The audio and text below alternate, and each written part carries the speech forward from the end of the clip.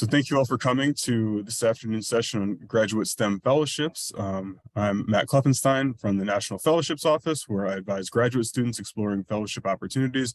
I'm joined by my colleague, Chastity Graham, who focuses on undergraduate STEM competitions, as well as one of our faculty partners, Dr. Mike Matthews, and one of our graduate fellowship peer mentors, Gwen Hopper. You'll be hearing from them a little bit later on in the presentation, but I'm excited to share with you some of the different options that are available for different disciplines and the different types of programs that you might be interested in exploring more about as either a current graduate student in a STEM degree program or as an undergraduate who is considering pursuing a graduate degree and wondering what kind of funding options are available.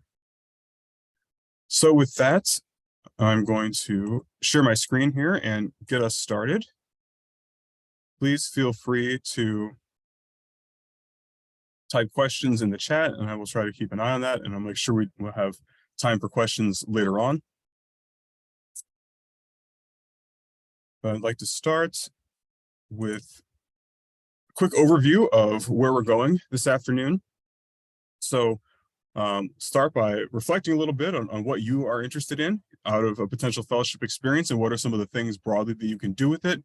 And then we're going to move into a quick overview of a variety of different types of funding. I'm going to briefly introduce a wide range of different programs. This is not going to be a deep dive into any one specific one, although you are welcome to have a follow-up conversation with our office to talk in more detail about any one of these programs or other ones that are not mentioned that might be available as well.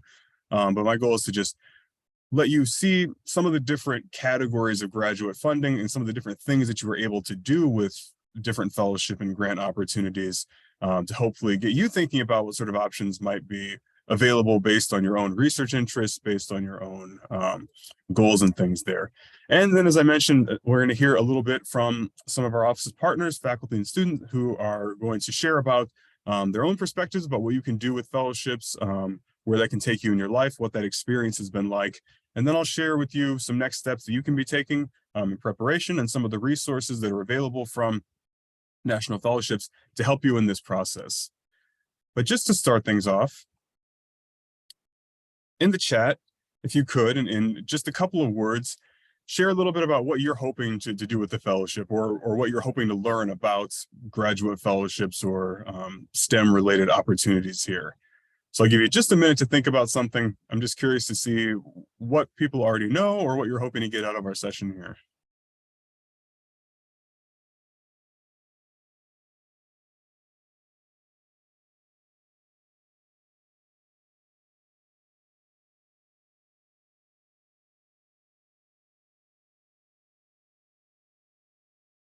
PhD application and funding in health IT. Great. Yeah, there are definitely opportunities to pursue health-related funding. And our office also does some sessions around applications for graduate degrees as well, too. Great. Anyone else feel like sharing something? Nuclear engineering. Yes, there are definitely opportunities that can be used for funding things related to engineering degrees in nuclear in particular. Out-of-state opportunities, postgraduate opportunities, postdoctoral and career developments. Awesome. These are all great things. And I think that there are programs and things that I'll be mentioning that can relate to these particular points here. And if we don't cover something that you're hoping to learn more about, again, you can meet with us, you can meet with me individually, and we can have a more tailored conversation about specific options that might fit your particular situation here. But glad to see the range of different areas of interest and seems like different stages in programs that people here have.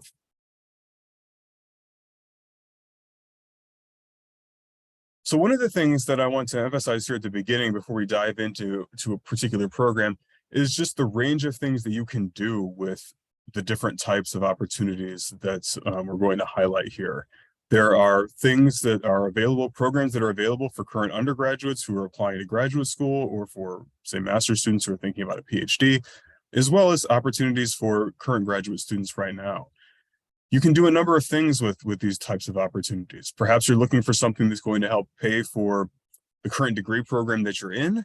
there are opportunities that can do that in many fields. Maybe you're looking for something that's specific to getting funding for the research that you're working on right now, to purchase equipment or other things related to actually being able to carry out the project. Maybe it's your dissertation or a master's thesis that you're working on. You might be thinking about career outcomes and professional opportunities. And so some of the opportunities I'm going to mention have career development components where you can participate in internships or other professional opportunities as part of that. And these opportunities are not necessarily limited to the United States as well. Some of them take place in other countries, or there are programs that will allow you to do work that you're doing or interested in other sort of settings here. And I've put this together so you can see that these areas kind of overlap in different ways as well. So it's not just about scholarship money for your current degree program or a year-long fellowship. There are a lot of different things that are available to prospective or current graduate students pursuing STEM-related degrees here. And so again, what I'm going to do is show you some of these broad categories, give you some examples of opportunities in there. This is not exhaustive for any of these categories. It's more meant to show you the range of options that are available so that you can at least be thinking about the different sort of opportunities that you're currently interested in, or maybe you'll hear about something that you hadn't thought about before, and you can follow up on that to learn a little bit more about a specific opportunity here, or to see if there might be something similar in your particular discipline or the degree program that you're pursuing right now or hoping to pursue. So one of the broadest types of fellowships that are available for graduate students in different disciplines are ones that open to a variety of different types of applicants.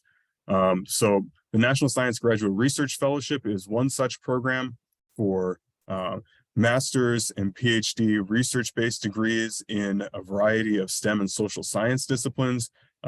Most disciplines, if the research is not specifically focused on health outcomes, potentially eligible to apply for that.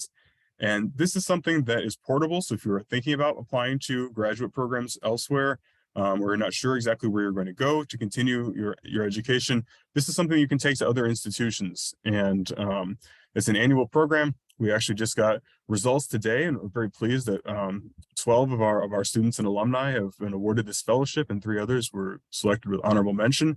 So we have a lot of success with helping prepare students for this particular opportunity. But this is one where, again, a wide range of different disciplines are eligible to apply for it, and it provides you with 3 years of financial support and a stipend to go along with that. If you're pursuing a PhD or interested in one in a health science field, doing work that has a biomedical or clinical or behavioral health outcome component, the National Institutes of Health have National Research Service Awards, otherwise known as F Awards or F30 and F31 grants. They can help support your training as a health science PhD. And so sort of like NSF, this is a multi-year program, provides a stipend and provides tuition supports that you can use to gain additional training and get additional financial support if you're pursuing that type of research. Both of those opportunities are unfortunately limited to U.S. citizens and permanent residents. However, there are some opportunities that don't have that citizenship restriction. And so I want to flag one, the Quad Fellowship that recently started that is open to citizens of Australia, India, Japan, and the United States that is interested in STEM research and its social impact. It's an international program, or rather, it's a program that has an international cohort of students who are either currently enrolled in or applying to research-based master's or doctoral programs, and provides financial support, professional development opportunities, and some cohort-based programming to help build connections with fellows from 4 countries who are represented as part of that.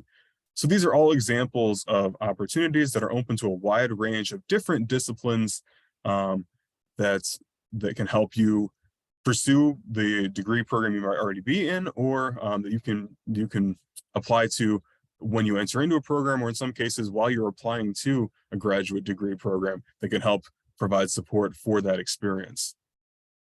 So that's one kind of broad genre of funding and STEM specific for graduate degrees. Another genre, and I'm going to go through a couple specific examples of this in a minute, but before doing that, I just wanted to flag that many government agencies have fellowship programs. And this can do a number of things. In some cases, they might pay for multiple years of graduate school in terms of providing a stipend and tuition. In other cases, they might have opportunities to do professional internships or to engage in projects that are taking place at that particular agency, or perhaps conducting research at a national laboratory. In some cases, there are opportunities for you to conduct your dissertation research or master's research with experts at a particular research facility associated with a government agency. And these opportunities in some cases can be useful pathways if you're thinking about a career in federal service, whether in a research capacity or in some other kind of capacity as well. And a really great resource for finding these opportunities is a database called Zintellect. I will be sharing the slides with all of you who are here, and you can follow up on that.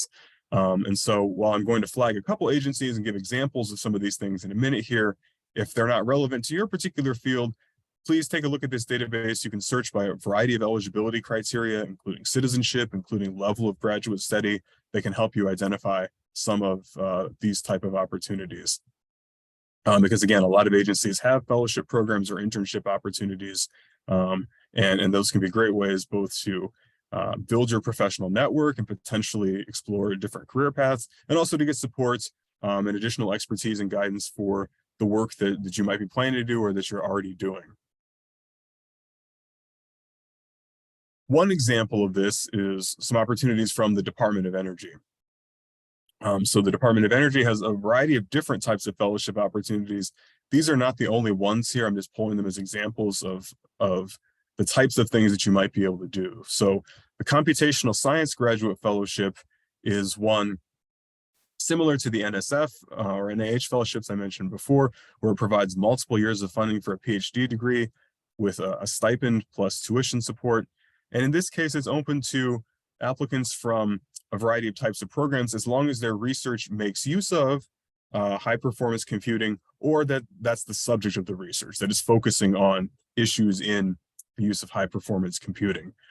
So you don't necessarily have to be in computer science or an information technology related field if maybe the research that you're doing relies on high performance computing for the type of analysis and testing and things that you're going to be doing there.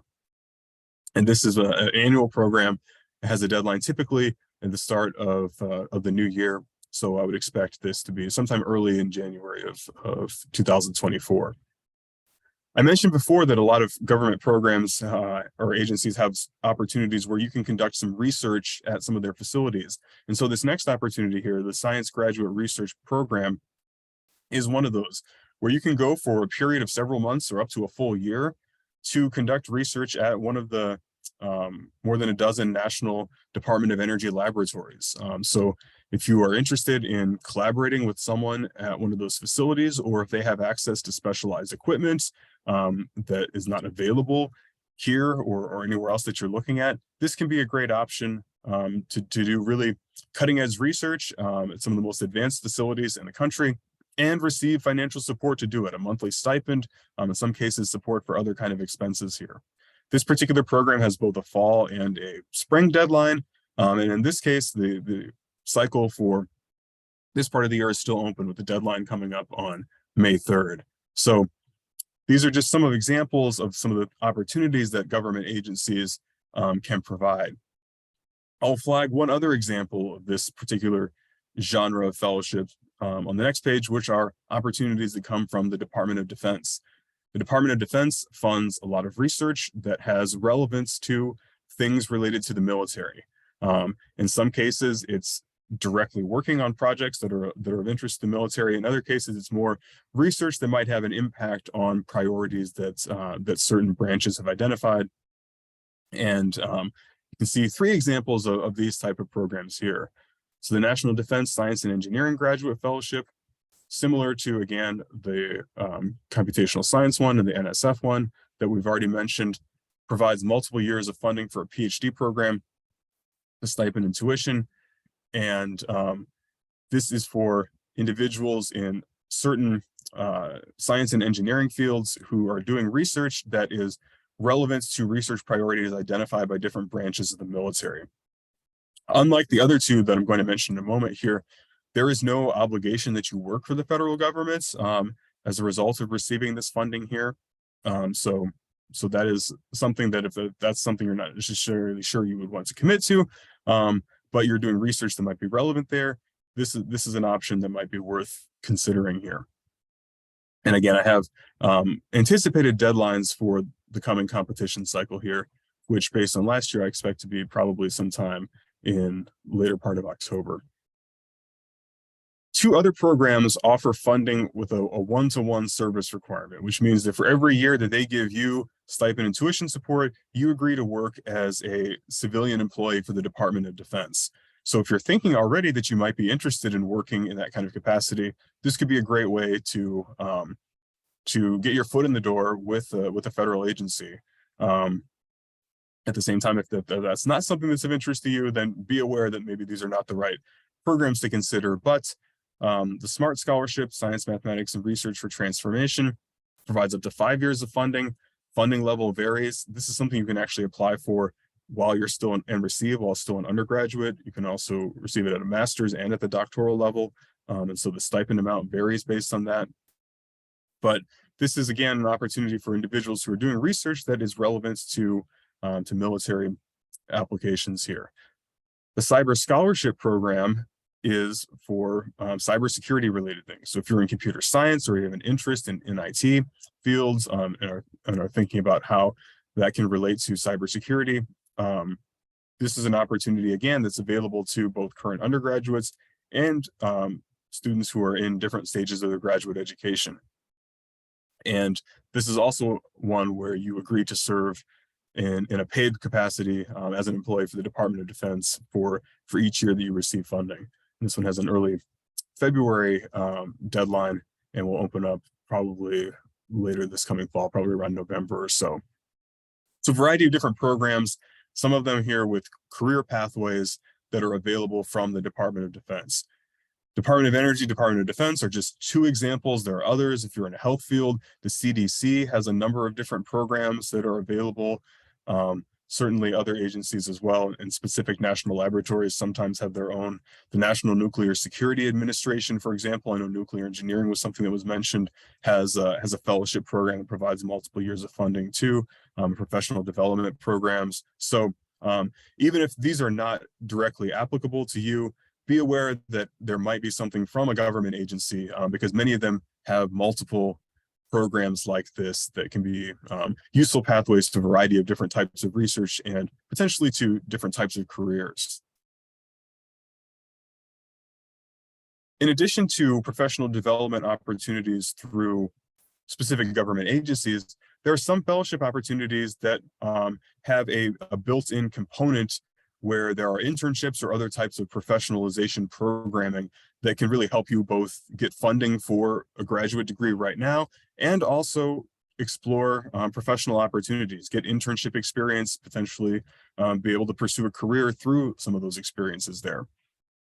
And we have one of our graduate fellowship peer mentor, Marcus Sharper, who is a recipient of the GEM Fellowship, and a little bit later, he'll share some about what that experience has been like. But GEM is one such program. It's particularly targeted at individuals from certain ethnic and racial backgrounds who are pursuing master's and PhD degrees, and it provides at the master's level and a little bit more at the PhD level, a stipend and tuition support and an opportunity to do great internships with government agencies or sometimes with corporate partners as well. So this is a really great program if you're thinking about trying to get professional experience in addition to funding for your graduate degree.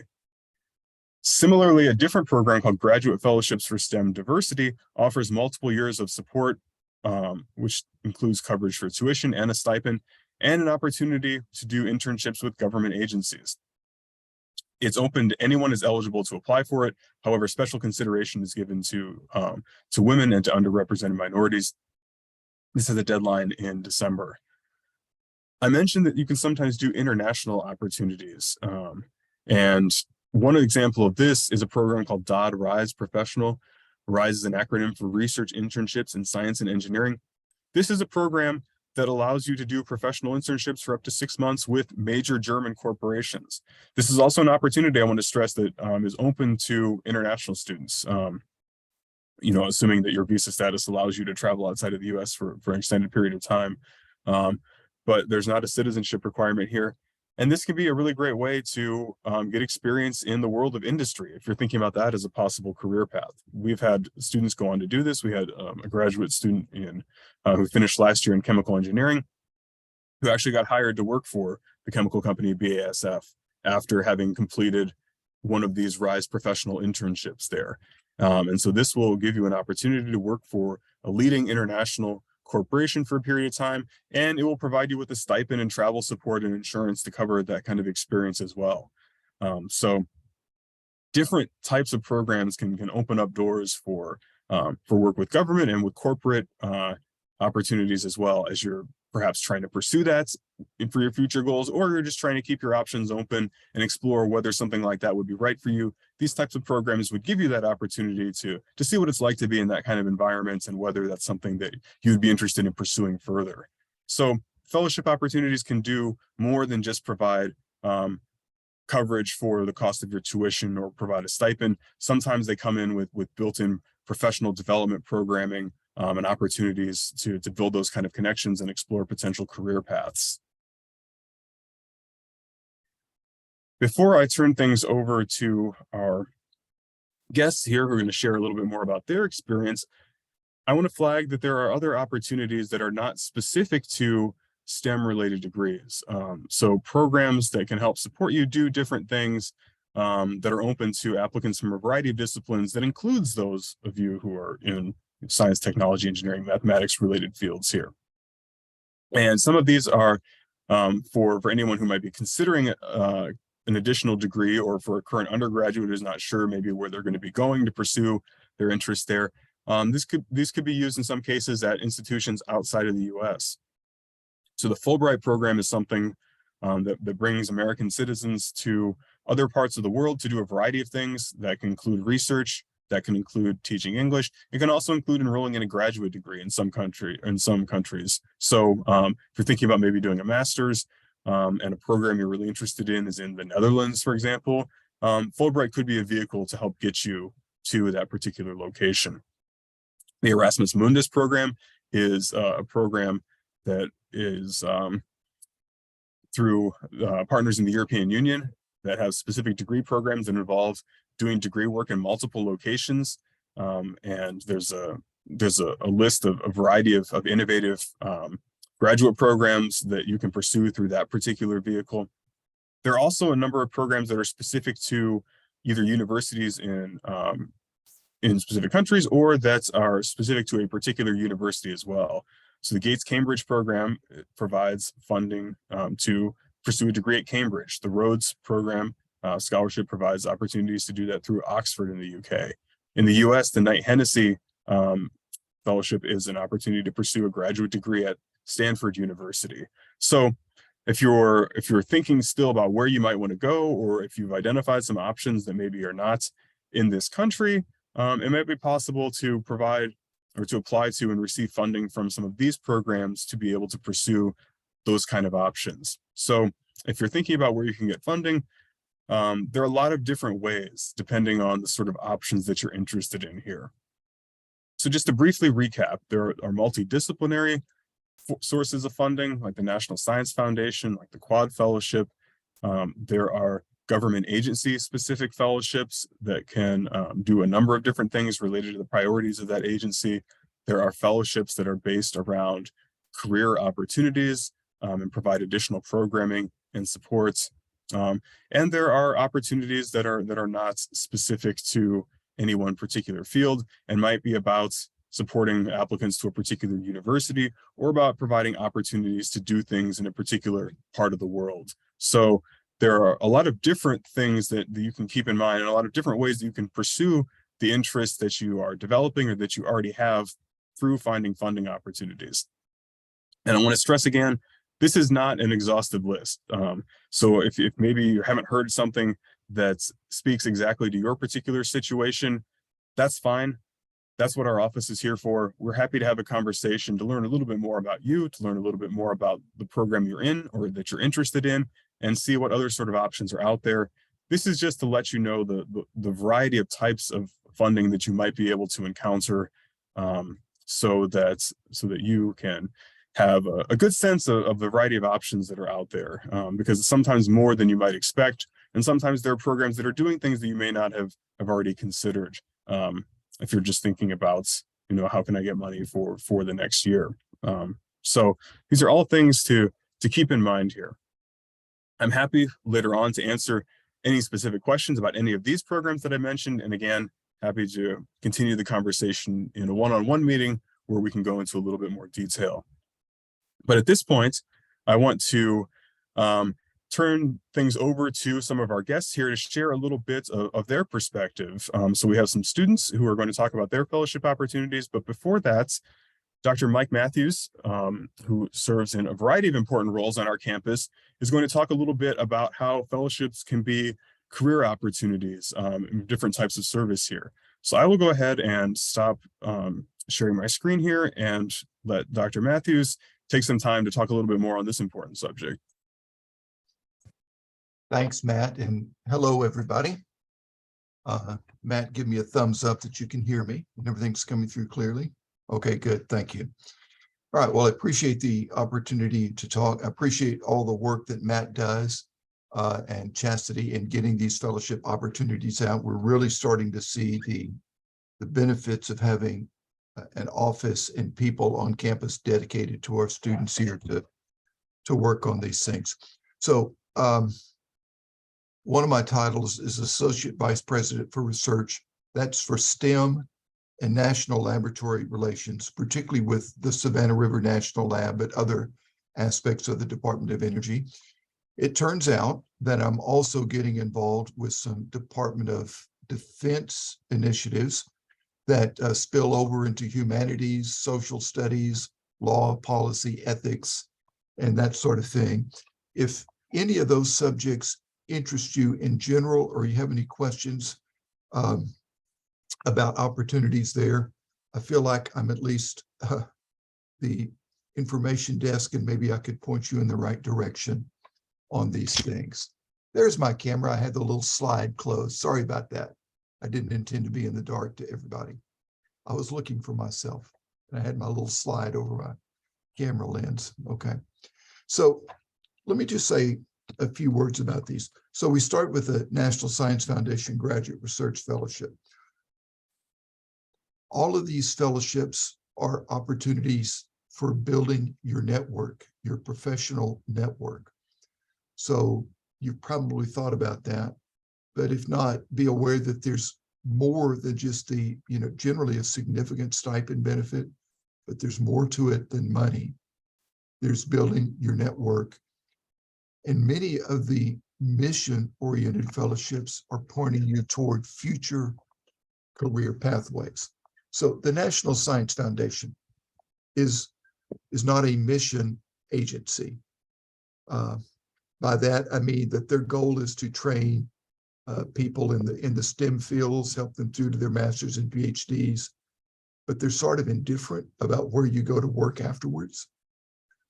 Whereas in the Department of Defense or Department of Energy fellowships, not only do they want to support your research, but they are very interested in having you enter a career with them. Some of these fellowships will give you a path for a security clearance, by the way. And if you can obtain a security clearance with either Department of Energy or Department of Defense, it opens up whole new worlds that I expect you haven't even thought about. Some of the DOE and DoD fellowships that look like they're STEM, if you dig beneath the surface a little bit, they're also interested in things like business analytics, supply chains, sometimes foreign language and foreign policy. If you look through Matt's extensive list of fellowship opportunities, sometimes some of the opportunities are very people, humanities, social sciences oriented, because the world is a complex place. But the Department of Energy, Department of Defense, NASA, others that might offer fellowships like this, they are very interested in building their future workforce. And part of what they want to accomplish with the fellowship is not only seeing your research papers and products, but they want to take that opportunity to introduce you to what life is like should you go into a research career or a professional career in their fields. A couple of them, as Matt mentioned, do have service requirements. That's not a punishment, but it's their way of saying, we want to make sure that you have a chance to see what careers are like in our fields, because these agencies, they're just like every other company and everybody else. They are really hungry for the future workforce. So look at these fellowship opportunities, particularly the mission-oriented ones, as not only supporting your research, but networking opportunities and an opportunity to look at a career that you might not have thought about before. And I want to put in a plug for these because of my associate VPR title. But I'm sure you've all read about national competition, international competition, security concerns, is someone spying on us with their software, all that sort of thing. So the nation does have a need to make sure we have an advanced, creative, savvy workforce in the future for these things. So look at these fellowship opportunities as an opportunity to get a long-term look at some careers as well. And I think that's the major point that I wanted to make. The other thing I wanted to say about any fellowship application is often these require letters of reference. So make sure you involve your advisor and your faculty as soon as possible. Sometimes certain fellowship opportunities require that you have some sort of a connection with the national lab, a recommendation from a DOE lab or a Department of Defense lab that what you're interested in doing is what they're interested in doing also. So get the help of your advisor or me, possibly. I might be able to refer you to the proper path, and make sure you give plenty of time for your reference writers and the outside support to weigh in and lend weight and validity to your fellowship applications. So I'm here to help. I'm here to support, give you another perspective on these things. I've been one of the major points of contact on the National GEM Fellowship as well. And we have other faculty who can do that. If you have questions about those, I'd be happy to answer those also. So Matt, anything else that you might want me to speak on before I turn it over to the next guest in line? I think that's all really great. I would just open it up to anyone attending the session here and ask if you have any questions for Dr. Matthews he can answer, because I think that's a great introduction. And I really would encourage you all to take him up on that offer to follow through and connect with some of the faculty and some of the senior administration who supports our office and is really eager to see you take advantage of these opportunities and apply for them.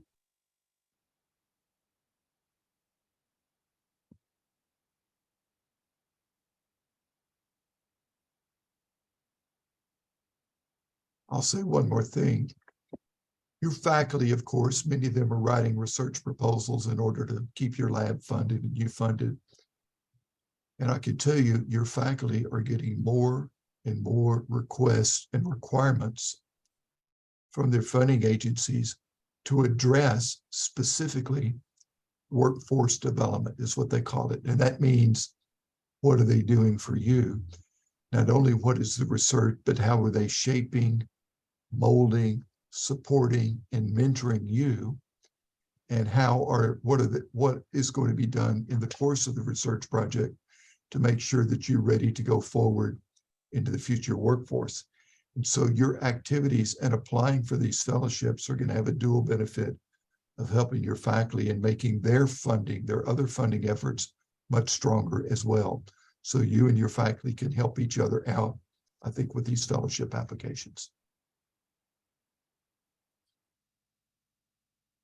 Great. Thank you so much for sharing that. And again, if other people have questions, I will pass along everyone's contact information and we can follow up after this here. But next, I'd like to turn things over to our two graduate student fellows who are here with us. I'll let them say a little bit more about themselves in a minute here, but I'll just quickly say we have Gwen Hopper and Marcus Sharper, who are both current PhD students who have received fellowships related to STEM disciplines.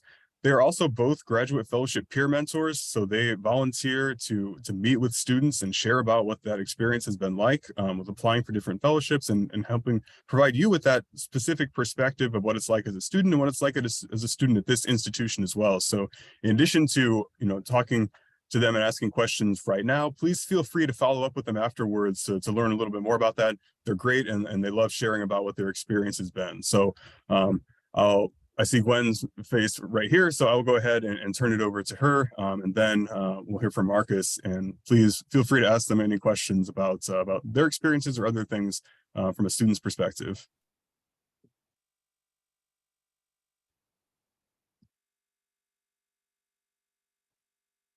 I think you're still muted.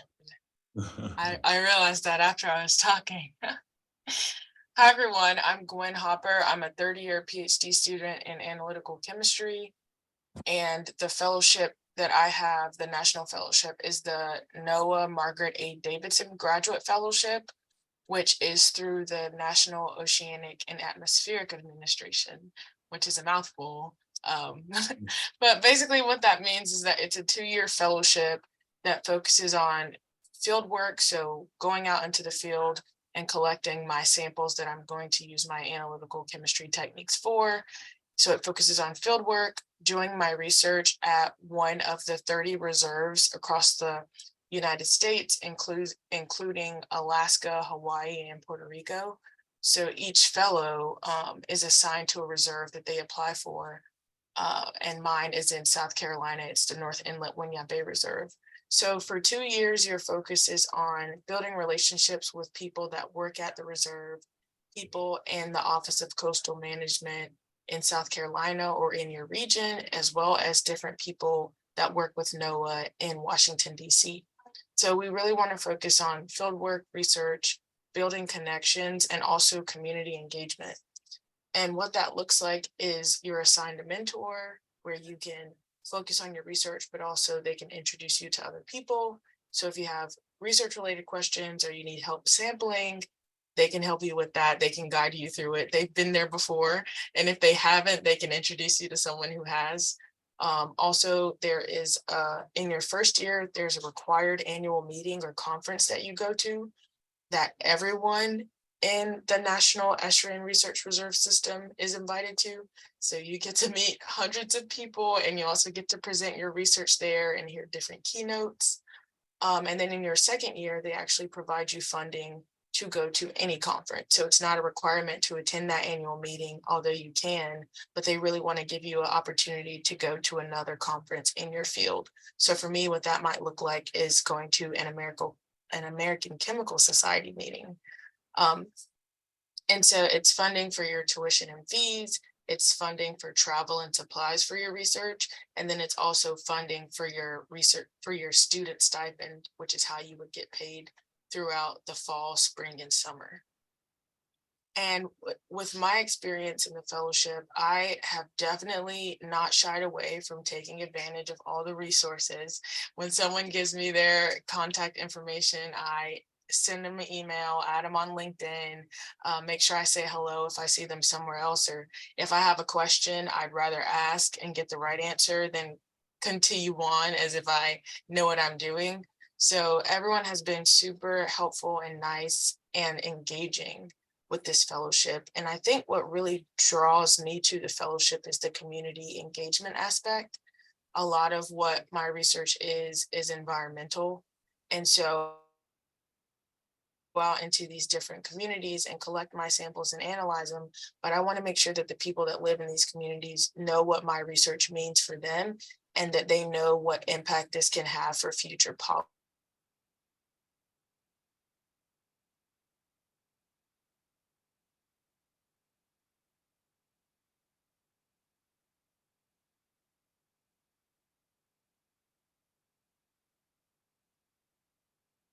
hesitate to reach out.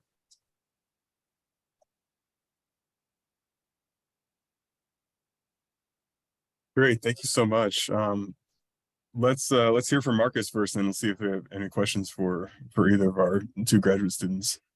Well, good deal. Thank you for the introduction, Matt. And it's good to hear from you too, Dr. Matthews and Gwen as well. Well, I'm Marcus. I'm a National GEM Fellowship recipient. NASA is supporting my research, which has just been incredible. In addition to being a GEM Fellow recipient, I'm also a McKissick Teaching Fellow recipient and SEC Emerging Scholar.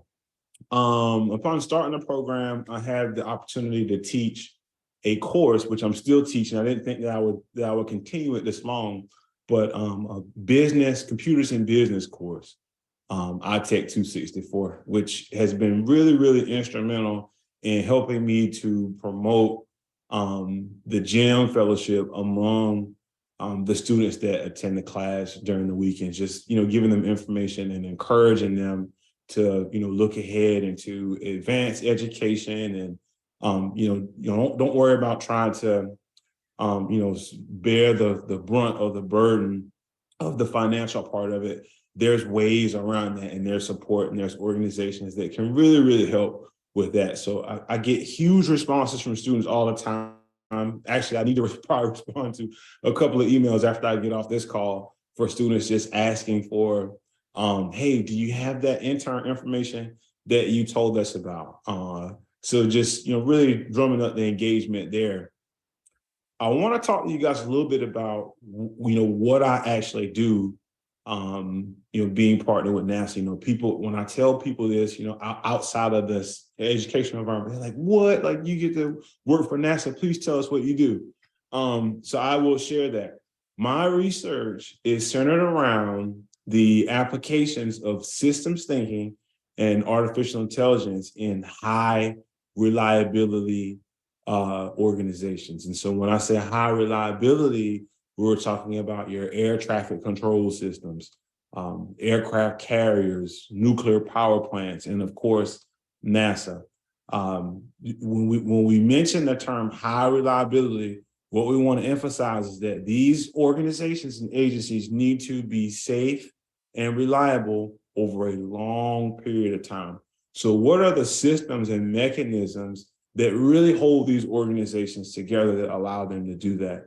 Because, and I'll go back to something that Dr. Matthews mentioned, because many of these agencies are interested in the future of work, artificial intelligence is really taking hold and giving us opportunity to do one, look at data and information in new ways, right? Two, we're able to gather more meaningful insights from the information that we garner over periods of time. And then three, we're able to respond a lot of times in ways that can, either predict something that could possibly happen before it happens. That way we can figure out, what mechanisms we need to, possibly triage risk or even avoid it altogether. So really, really exciting time. What does, this sort of internship thing really look like when you're GEM Fellow and working with NASA? Well, for one, you get to do a lot of travel. I was out in Arizona last year for a huge conference and got to hang out with NASA's innovation lead. His name's Kenneth Wright. And it was weird because I jumped up early that morning and I went to the gym to, get a workout in. And this guy's there sweating next to me. And then I looked at him and I said, Ken, and he said, Marcus, what's up, man? What's going on? So we just had this whole gym, no pun not intended, this whole gym discussion at the gym, just about, the great things that are going on with NASA, and just how, he really wants, he's really encouraging to, push ahead and get as much as you can from the experience. In addition to having access to Ken, I've got two mentors. They're out in Moffett Field, California, Silicon Valley at the NASA Research Center there. That's where the wind tunnel is. So it's Dr. Anupa Bajwa and Dr. Rodney Jenkins are my mentors, which really played an instrumental role in having me to partner with Matt and Dr. Matthews in this opportunity as a fellowship peer mentor. So I get to chat with Rodney and Anupa generally monthly, and I just update them on things like, how's the research going? What am I learning? What are my challenges? And how can they help? So very, very supportive group. One other thing I like to mention is that, when you're in pursuit of a national, Jim Fellowship, Dr. Matthews mentioned this, is, those letters of reference are a big part of the application. Well, in order for you to have a strong letter of reference, you want to have a relationship with your professors. You want to engage them regularly. You want to ask questions, and just, I would even go as far as say is pull up some of your professors' research and look through that and see what kinds of ideas they had, or, who did they partner with? Look at the other authors that are in the research and look up some of their ideas. That's a really good way to, one, come up with your own ideas. And it's a safe space. The university is a safe space for you to come in with an idea that may not be fully developed. Hey, what do you think about this? Throw the spaghetti against the wall and see what sticks, and ask questions. And so that, more importantly, that allows you to build a rapport with your professor, so that, when the time comes for them to be able to write a letter or say, hey, I support this person, I really know how hard of a worker they are, and they understand what your strengths are. Maybe you're a beast at data analytics. Maybe you've got a firm grasp on SAS, and you're able to do things like, random forest algorithms, or just anything like that. And maybe there's something else that you're just really good at that makes you stand out, and that makes you. Your professors are, able to, really point those things out and help point you in the right direction. So, one of the other things that, I want to mention too is that, in the beginning of the conversation, Matt mentioned that Jim is, has a big interest in underserved minorities and people of color. And so the thing about this specific program is that it's the diversity and inclusion effort is really, really large. And so you get to see, what those efforts look like on a large scale, and just really talk about how important it is to have, an innovative workforce that is not only diverse in the way they look, but diversity of thought, right? So you want to have people that come from different backgrounds, that think about ways to solve problems, from various vantage points. That's how we get innovation. That's how we build the future. And so, anybody that's on the call, just be encouraged to apply. Sometimes the applications are lengthy. Sometimes your professor, you may have to chase them down. Just all depends on, what's going on.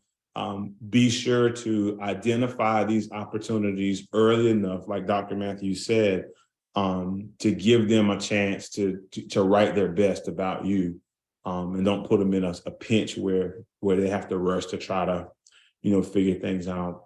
But if I had to rate my experience with Jim this far on a scale from 1 to 5, they would have a 10.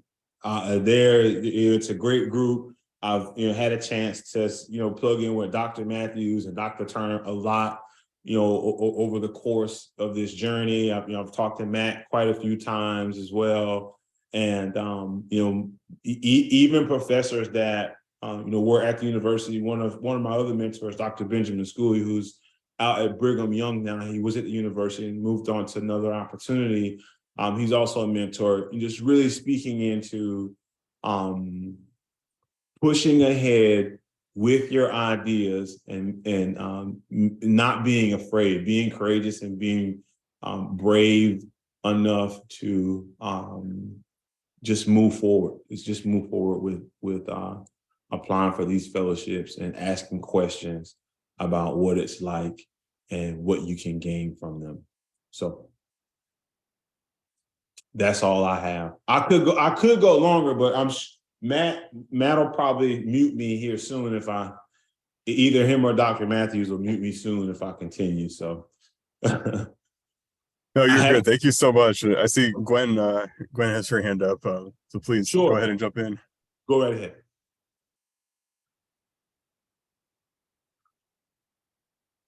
You're still muted.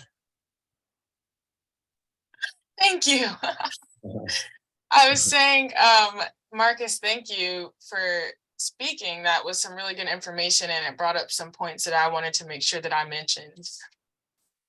So I wrote them down. I'll go through them really quick because I know the meeting is about to end. But I really love the fellowships office. I have used them a number of times, and Matt is always helpful. Whether that is making my writing more concise, or maybe I didn't convey the message that I thought my writing did. And so he helped me get the message across better. I really appreciate that, and you taking the time, and I encourage other students to please use your resources. That's why the offices are there.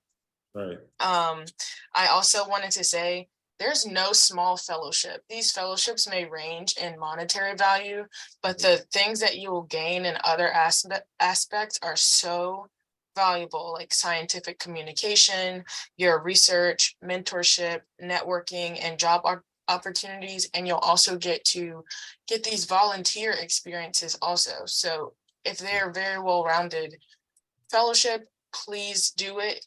It's based on your interests. If you don't get it when you apply, unless it's like the GRFP or some other fellowship that you can only apply a number of times, apply again. If they don't give you feedback, ask for the feedback. But just even if you're scared to apply anyway. And if you get a fellowship and you don't like that fellowship experience, that's still a good thing, because now you know that you may not want to go in that direction. But also, these different fellowships and agencies, they're always open to hear feedback, or they should be. So if you don't enjoy your experience, maybe let them know some areas for improvement. And just things to think about with fellowships in general are to see how they will interfere or interact with your teaching responsibilities. So sometimes if your fellowship is a certain amount, you may not be able to be a teaching assistant or instructional assistant, and they may interfere with how the department pays you, depending on where you go. And another thing is to see how the fellowships combine. So if you have 2 national fellowships, you may not be able to do both of them at once. So you may want to ask if you can postpone one or defer it until maybe you have a 1-year one. So defer the 2-year one until your 1-year fellowship is finished. And then the last thing was make sure that you know how that fellowship is paid and taxed, because some of them are paid on a monthly or bi-monthly basis, and your taxes are taken out and you get a W-2, which is really easy peasy lemon squeezy, very easy to file when tax time comes around. But other ones, you may be a contractor and so not an employee, and it may be a little bit more complicated for how you get paid and how that information is taxed. And these are things that you kind of find out as you go. So as a person that found out as I went, I want to pass on this knowledge so that people know ahead of time. So I think that was all I had. But if I think of anything else, I will let Matt know. Thank you. I'm gonna hop in real quick behind Gwen. There was somebody posted a question in the chat. And I want to address that. Gwen touched on it some about fellowships being stackable. So the answer to that is that you need to make certain that you read through the details of the fellowship. Some organizations do not mind, you taking one fellowship and then it sort of being, stacked on top of the other one. But then again, some fellowships don't, it's a specific requirement that they outline in their documentation that, probably you won't be able to stack it. So just And read. that's a good point. Yeah. Yeah, so right now I am on the Noah Margaret A. Davidson Fellowship, which covers 2022 to 2024. But from 2020 to 2022, I was actually on the National Science Foundation Bridge to Doctorate Fellowship. Right. And with both of those fellowships, I also have a fellowship through the University of South Carolina that is through the Grace Jordan McFadden Professors Program. So the one through USC is stackable with my other national fellowships, but I don't imagine that I would have been able to stack the Davidson Fellowship and the Bridge to Doctorate Fellowship. But if you think you can, or if you think you can't, just ask, because it's better to know for sure. So Matt, you make sure you write Gwen's name down so we can do a thorough investigation of her and make sure she's in compliance. That's all good. I mean, you've both given a lot of really good advice about that. And the only thing I would add is just that as far as combining things, it has to work on both ends. Both of the things you want to combine have to be able to do that, because some will say it's fine, others will say it's not. Oftentimes when there's federal funding involved is where things get complicated, because if you're getting funding from one government agency, another government agency doesn't want to duplicate that if you're getting those resources. But the answer is usually it depends. So definitely go in and read those details there. But thank you so much, Marcus and Gwen. There was so much great advice there. I hope everybody appreciates that. I did put in the link to our fellowship peer mentor page where you can get contact information for both of them, as well as the 13 others who have expertise in a variety of different areas and disciplines. And so please do reach out to them, send them an email, follow up. We're getting near the end of time, so I'm just going to quickly share a couple resources about some things you can do as next steps here as we end our time. But I am happy to stick around for a few more minutes as well if there are additional questions. But let me just reshare my screen for a moment here. I already saw our peer mentors. I think you already got plenty of good advice about what to do to be a good applicant here, so I'm not really going to spend more time on this, other than just to emphasize what was already said about starting early, about building those connections with faculty, about taking advantage of the resources on campus. It includes our office, it includes great faculty and administrators like Dr. Matthews, who are all here to help you and want to help see you succeed. And so we're happy to continue that conversation from this session going forward. From our office, specifically from National Fellowships, there are a number of things that you can do. You can start exploring some of the fellowship opportunities that were not covered using our database. I'm also happy to share with you some additional databases that can be useful in finding some more specialized funding. You can make appointments. If you're a current graduate student, calendly.com/grad fellowships is how I do my scheduling. Undergraduates who are thinking about graduate school, you can still use that link to meet with me. You can also make appointments through Navigate. You can talk with Chastity Graham, our undergraduate STEM fellowship specialist as well. If you know you're going to be applying for something in the next year, we have a form called Intent to Apply that just lets us know so that we can follow up with you and make sure that you're connected with all the resources available. So there's a link that will be in this slide, and I'll be sending a follow-up tomorrow with all this information as well. And so you can continue there. I mentioned the fellowship peer mentors too. We have a program as part of that where we're happy to pay for you to grab some coffee and have a conversation with them about that experience as well. So if you want to talk more with Marcus or talk more with Gwen or with someone else about what it was like and get more of their experience, please take advantage of that. We would love to help make that possible.